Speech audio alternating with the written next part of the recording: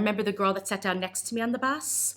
I remember her boyfriend that was standing next to her, and I remember the bus getting very, very crowded. And I remember for a second looking outside, and the bus stop in this area is not just for one bus. There's probably 10 or 12 buses that stop there.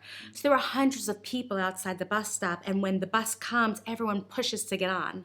So I really just saw swarms of people outside. And when the bus started moving, I had just hung up with my friend.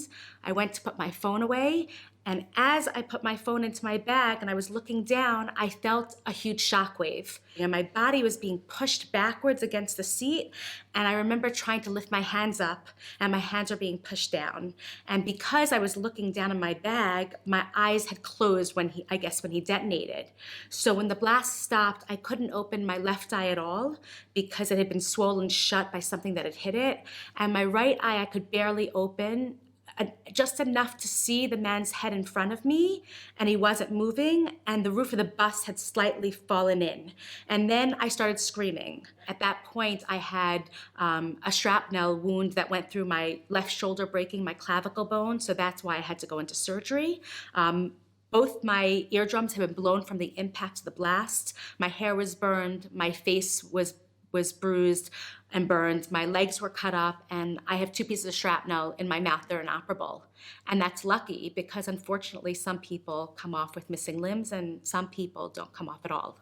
But instead of focusing on that, my attitude was to take advantage of every opportunity in front of me and to know that I'm here and that I can be a voice for others that aren't able to speak about what happened to them. So for example, when I was released from the hospital, the first thing I did, because I had worked with victims previously in volunteering, I didn't return to the States with my family right away. I stayed an extra 5 days, and every day I went home, but the doctor said I could only be out for about an hour.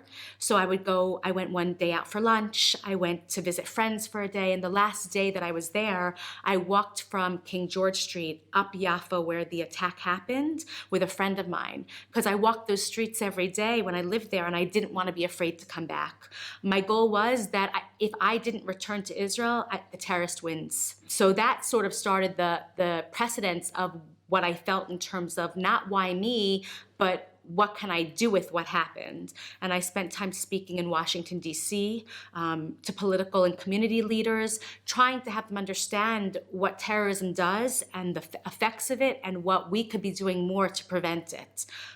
So that was really my goal, just to help people, help those that had been through terrorism, help myself, and help anyone who had helped me through the experience. The best way for us as victims to combat the terrorism is to come together and be a support for each other so that we can help each other move forward with our lives. Because the more we move forward, the more we see that what the terrorists did, they didn't succeed in doing.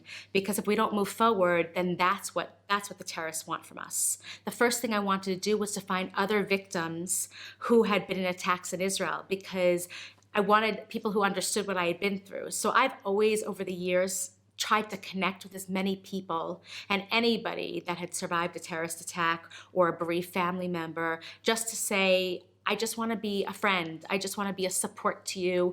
And, it's amazing sometimes that we always, at least for me, I want to give the support, but I've gained so much more in the support from every victim I've met around the world. So I want to be a resource to everybody and anybody, to know that they're not alone, that there's somebody that understands what they've been through, and that it's going to get better, and it's with the help of support of people that have been through the same thing that's what's going to help you to become stronger.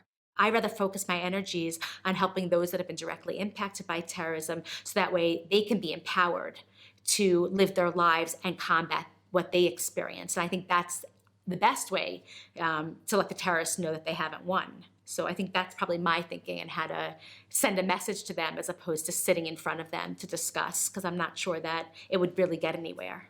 We're all survivors. Everybody who has survived a terrorist attack is a survivor, but in order to become that survivor, you were a victim of terrorism first. For me, it's a second chance at life, but it's more than that. I have to make sure that because I had that second chance, that I'm doing everything that I should be doing to make a difference.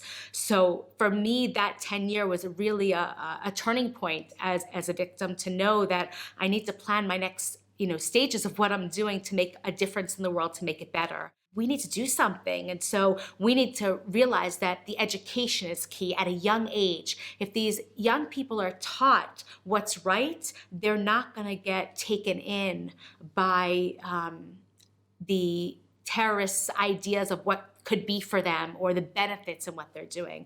They'll already have within them that value and that sense of that they shouldn't be doing that. So that to me is probably the most important thing.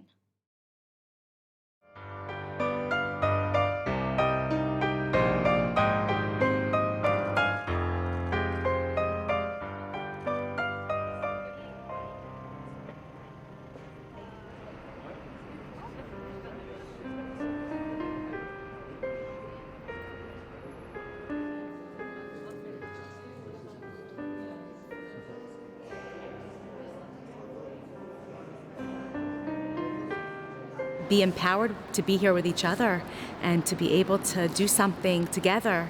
There's strength in numbers. And I think it's really important for us to set that example for the world to see that we might have gone through something like this, but that doesn't mean we're going to let them destroy us. And so by being here together and being in Spain at this most difficult time, we're showing that we're together and united against the hate.